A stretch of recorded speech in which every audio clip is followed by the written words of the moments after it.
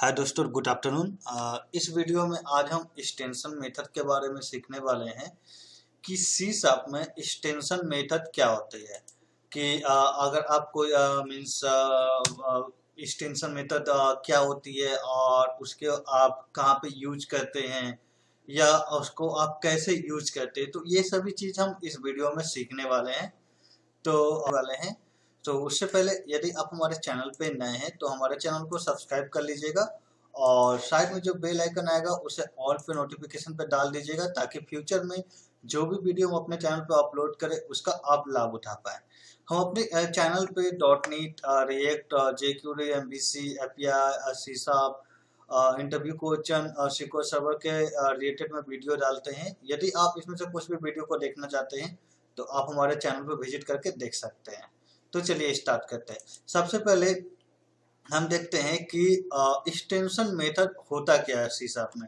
तो extension method क्या होता है कि जैसे आप यहाँ पे देखिए कि C sharp extension method allow a developer to extend the functionality of string type without creating a new derived guys. जैसे आपको पता है कि यदि हम मान लीजिए कि आपके पास एक ऐसा कोई टास्क है, जैसे कि कोई एक एग्जिस्टिंग क्लास है बट आपका जो सीनियर है या आपका कोई भी है जो वो बोले हैं कि इस क्लास में एक मेथड लिखना है बट आपको क्लास को मॉडिफाई नहीं करना पड़ेगा। एक और एग्जांपल है, जैसे जैसे मान लीजिए कि आपके पास एक DLL फाइल है, ठीक है। जैसे कि मैथ बोल के एक DLL फाइल है जिसमें आपको मीन्स एडिशन और सब्ट्रैक्शन है बट मल्टीप्लिकेशन नहीं है उसमें। तो आपको उस मल्टीप्लिकेशन मेथड को आपको अपने DLL में ऐड करनी है। तो आप तो DLL को चेंज नहीं कर पाएंगे लेकिन आपको उसमें ऐड करनी है। तो वो टारगेट को अचीव करने के लिए हम एक्सटेंशन मेथड को यूज करते हैं सी शार्प में, ठीक है। सो सी शार्प में एक्सटेंशन मेथड यही इसी को कहते हैं कि यदि आप किसी क्लास में विदाउट एनी चेंजेस यदि किसी मेथड को आप मीन्स इंजेक्ट करते हैं तो उसे हम एक्सटेंशन मेथड कहते हैं, ठीक है। तो चलिए इसका हम प्रैक्टिकल देख लेते हैं क्योंकि इसमें हम जो नेक्स्ट हम बात करने वाले हैं उसमें कि हम इसको यूज क्यों सबसे पहले हम यूज क्यों करते हैं। तो यूज क्यों करते हैं, जैसे हमने आपको एक एग्जांपल बताया कि यदि आपको कोई सीनियर बोलता है कि आपको एक चेंजेस करनी है बट क्लास में कोई मॉडिफिकेशन नहीं होना चाहिए क्योंकि वो बहुत सारे प्रोडक्ट में पहले से यूज है, ठीक है। तो उसमें आपको मॉडिफाई नहीं होना चाहिए, तो इसलिए हम उसमें आपको कुछ चेंज नहीं करना पड़ेगा, ठीक है। बट उसमें आपको एक क्लास को ऐड करनी है, मीन्स आपको मेथड को ऐड करनी है, तो इसलिए हम एक्सटेंशन मेथड का यूज करते हैं। सो अब इसको यूज कैसे करते हैं ये देख लेते हैं। जैसे मान लीजिए कि मेरे पास यहाँ पे एक सील्ड क्लास है जो माई मैथ बोल के है। इसमें सम और सब्ट्रैक्शन का एक पहले मैंने मेथड बनाया हूँ जो सब्ट्रैक्शन में दो वैल्यू को लेकर उसको सब्ट्रैक्ट करना, एडिशन में भी एडिशन करना।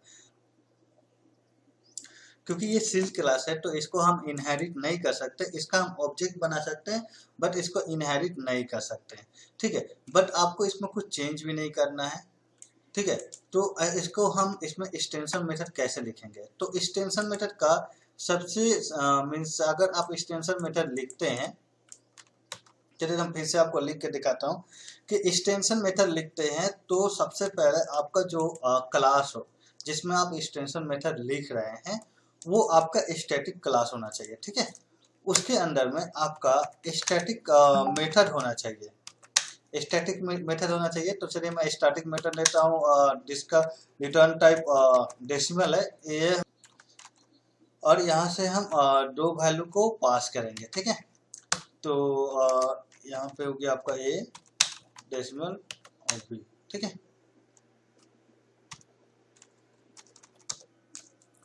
अगर हम देखिए यहाँ पे मल्टीप्लिकेशन करते हैं तो ये हमारा ये हुआ, तो आप बोलेंगे ये तो सिंपल मेथड है।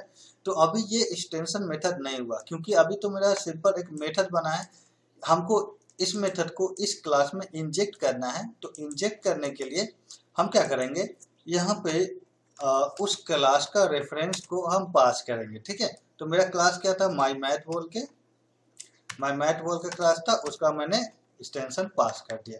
तो अब ये मेरा क्या हुआ, एक्सटेंशन मेथड हो गया। ठीक है, जैसे पहले मैं अभी क्या करता हूँ कि इसको हटा देता हूँ। एक चीज आपको मैं दिखा रहा हूँ,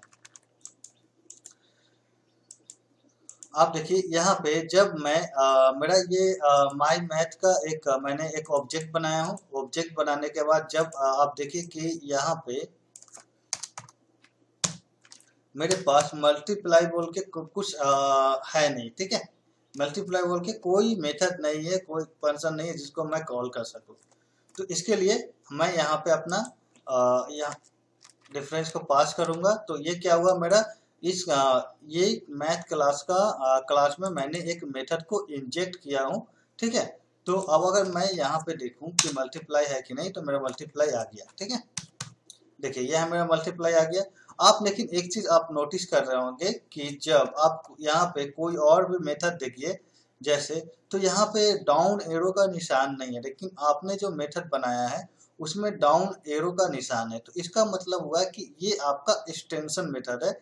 इसको आपको अलग से इस क्लास में, यानी आपका जो है माई मैथ क्लास में ऐड किया हुआ है, इंजेक्ट किया हुआ है। ठीक है, यदि मैं यहाँ पे मल्टीप्लाई लिखता हूँ और यहाँ पे देखिए मैं वैल्यू पास करता हूँ, तो सेम वो काम करेगा, इसमें कुछ अलग नहीं है, आपका सेम होगा।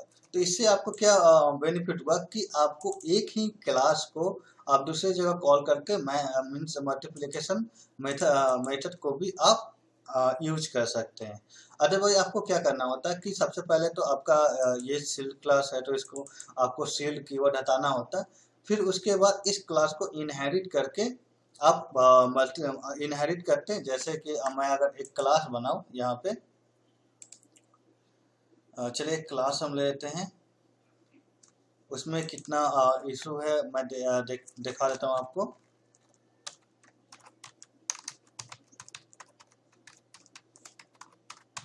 ठीक है, एक्सटेंशन मेथड बोल के मैंने एक क्लास बनाया, क्योंकि मेरा यहाँ ये जो माई कंटेक्स्ट, ये आपका माई मैथ क्लास, सॉरी ये माई मैथ क्लास सील है, तो मुझे यहाँ पे सील हटाना होगा। क्योंकि जब अगर सील बिना सील हटाए हुए मैं अगर इसको इनहेरिट करूँ तो ये इनहेरिट नहीं होगा, ये हमको एरर देगा। तो इसको मुझे सबसे पहले सील हटाना होगा, जो मैं कर नहीं सकता, क्योंकि मुझे तो क्लास में कुछ चेंजेस नहीं करनी है। ठीक है, अगर मैं चेंजेस कर भी देता हूँ अगर, और मैं अपने जो यहाँ पे मेरा मेथड है उस मेथड को यहाँ पे कॉपी पेस्ट कर देता हूँ, क्योंकि ये हमको स्टैटिक नहीं चाहिए और यहाँ पे ये दोनों वैल्यू चाहिए। ठीक है, ये होता है। तो अगर मैं इस क्लास को अब क्या होगा कि जब मैं इस क्लास में मुझे मैथ डॉट क्लास में मल्टीप्लिकेशन मेथड, सॉरी एक मिनट, उसको सेव करना होगा क्योंकि यहाँ पे इसको हटाना होगा। ठीक है, अब देखिए कि अब मैं देखूंगा तो यहाँ पे मुझे मल्टीप्लिकेशन मेथड नहीं मिलेगा, लेकिन जब मैं इस क्लास को कहीं पे भी कॉल करूंगा तो यहाँ पे मुझे तीनों मेथड मिलेगा, जैसे मल्टीप्लिकेशन, समेशन और सब्ट्रैक्शन। यहाँ पे तीनों मेथड मिलेगा, लेकिन जहाँ पे मैथ फंक्शन पहले से यूज हुआ है वहाँ पे अगर जरूरत है तो वहाँ पे नहीं मिलेगा। इसीलिए हम लोग एक्सटेंशन मेथड का यूज करते हैं अपने प्रोजेक्ट में जहाँ पे जरूरत है।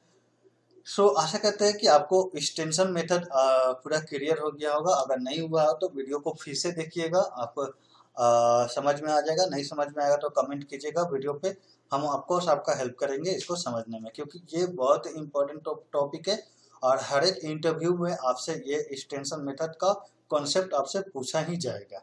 ठीक है, तो आज के वीडियो में इतना ही। मिलते हैं किसी और वीडियो में किसी और टॉपिक के साथ, तब तक के thank you, have a nice day.